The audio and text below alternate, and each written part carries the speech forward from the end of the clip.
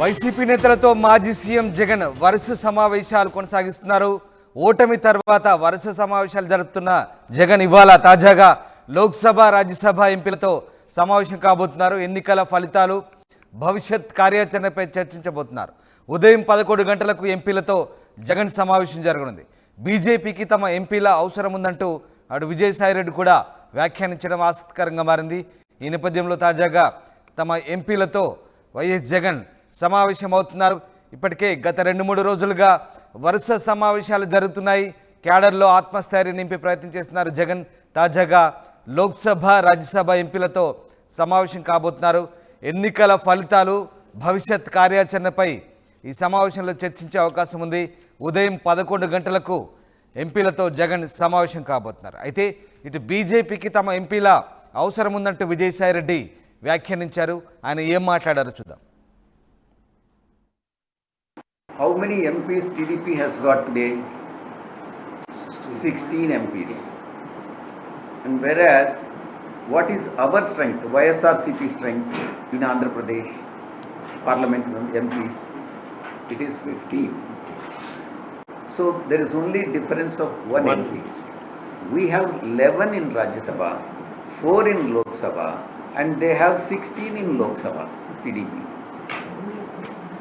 BJP, even though it is part of NDA, TDP, even though it is part of NDA, and BJP is completely relying on Telugu Party, still in Rajya Sabha, please remember that BJP needs government, central government needs our support to pass the bills in Rajya Sabha.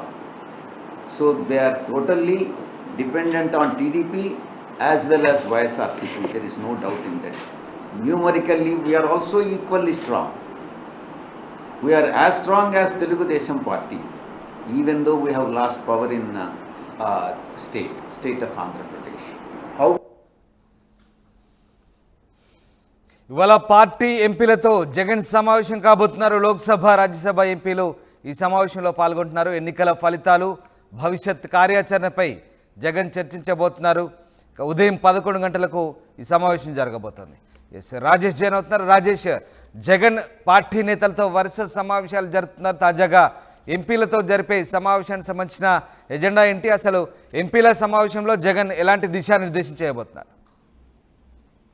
Parliament సమావేశాల్లో YCP Lok Sabha Rajya Sabha ఎంపీలు ఏ విధంగా ముందుకు వెళ్ళాలి, ఎలాంటి వ్యూహాలతో ముందుకు వెళ్ళాలని దానిపైన ఈ రోజు 10:30కి తాడేపల్లిలోని ఆ నివాసం వద్ద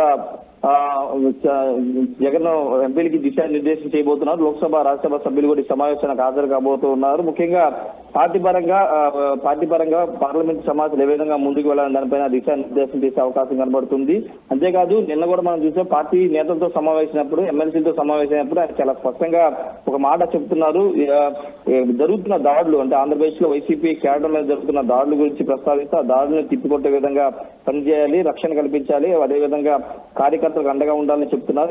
ఈ రోజు కూడా అదే విషయాన్ని వాళ్ళకి దృష్టికి తీసుకొచ్చే అవకాశం అయితే కనబడుతుంది. వాటితో పాటు పార్టీ పునర్నిర్మాణానికి సంబంధించిన అంశంలో ఎంపీలు కూడా క్రియాశీలకంగా వ్యవహరించాల్సి ఉంటుంది అని అంశం మీద ఒక దిశానిర్దేశం చేసే అవకాశం ఉంది. ముఖ్యంగా రాజ్యసభ సభ్యులు ఒకసారి చూస్తే కనుక 11 మంది రాజ్యసభ సభ్యులు వైసీపీకి ఉన్నారు. ఇది చాలా కీలక అంశం. ఎందుకంటే రాజ్యసభ అంశం సంబంధిస్తే కనుక వైసీపీకి ఇక్కడ 11 స్థానాలు ఉన్నాయి. అది నిన్న విజయసాయిరెడ్డి మాట్లాడినట్టుగా అది ఏదైనా బిల్లు పాస్ అయ్యే విషయంలో కానీ, లేకపోతే కొత్త చట్టాలు తీసుకొచ్చినప్పుడు రాజ్యసభలో ఆమోదం పొందే టైంలో రాజ్యసభ ఎంపీలు కీలకంగా ఉంటారు. కాబట్టి ఇప్పుడు ఆ రాజ్యసభ సభ్యుల్ని ఏ విధంగా పార్లమెంట్ సమావేశాలు వచ్చే బిల్లు విషయంలో ఏ విధంగా ముందుకు వెళ్ళాలి, ఎన్డీఏ తీసుకొచ్చేటువంటి బిల్లుల విషయంలో ఏ విధంగా ముందుకు వెళ్ళాలి దానిపైన రాజ్యసభ ఎంపీలకు కూడా దిశానిర్దేశం చేసే అవకాశం కనబడుతుంది. 2019 నుంచి 2024 వరకు ఏ బిల్లు తీసుకొచ్చినా, కేంద్రంలో ఏ బిల్లు తీసుకొచ్చినా వైసీపీ యునానిమస్ వాళ్ళకి మద్దతు ఇచ్చే నేపథ్యం చూసాం. కానీ ఇప్పుడు ఎన్డీఏ కూటమి తెలుగుదేశం పార్టీ, జనసేన, బీజేపీ కలిసి పోటీ చేసే ఎన్డీఏలో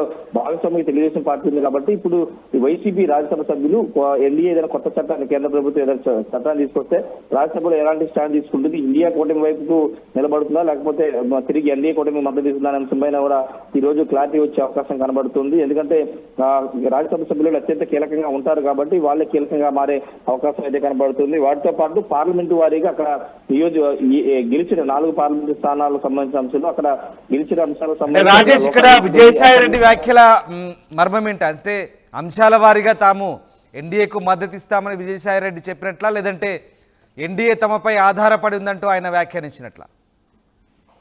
ఖచ్చితంగా 11 రాజ్యసభ సభ్యులు అనేది పార్టీ ఖచ్చితంగా అది ఒక బలంగానే ఉంటుంది రాజ్యసభలో.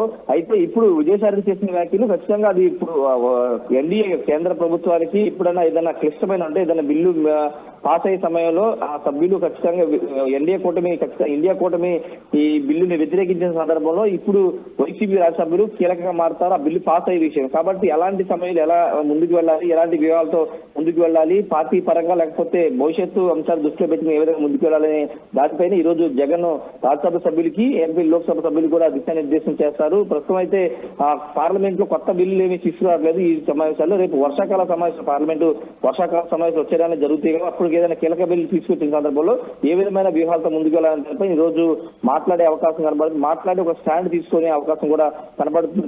రామదాస్ వారితో పాటు ఇంతకుముందు మాట్లాడాలంటూ లోకల్ గా ఉన్నటువంటి పార్లమెంట్ సభ్యులు గెలిచిన వాళ్ళు అక్కడ పార్లమెంట్ పరిధిలో ఉన్న అసెంబ్లీ నియోజకవర్గాల మీద దృష్టి పెట్టాలి, పార్టీ బలోపేతంతో పాటు కార్యకర్తలకు అండగా ఉండాలని అంశం మీద కూడా దిశానిర్దేశం చేసే అవకాశం ఉంది. Ramdas right, yes, thanks for the update Rajesh. ఇది మొత్తం మీద ఎంపీలతో జగన్ ఇవాళ కీలక సమావేశం జరపబోతున్నారు. లోక్సభ రాజ్యసభ ఎంపీలు ఈ సమావేశంలో పాల్గొంటున్నారు. భవిష్యత్ కార్యాచరణపై చర్చించబోతున్నారు. అలాగే ఎన్నికల ఫలితాలకు సంబంధించి కూడా ఇందులో రివ్యూ చేయబోతున్నారు. ఉదయం 11 గంటలకు జగన్ సమావేశం ఉంటుంది. ఇటు బీజేపీకి తమ ఎంపీల అవసరం ఉందంటూ విజయసాయిరెడ్డి వ్యాఖ్యానించడం ఆసక్తిని రేపుతోంది. రాజ్యసభలో తమ ఎంపీల సంఖ్యాబలం ఉన్నందున బీజేపీకి తమ అవసరం ఉందంటూ విజయసాయిరెడ్డి వ్యాఖ్యానిస్తున్నారు.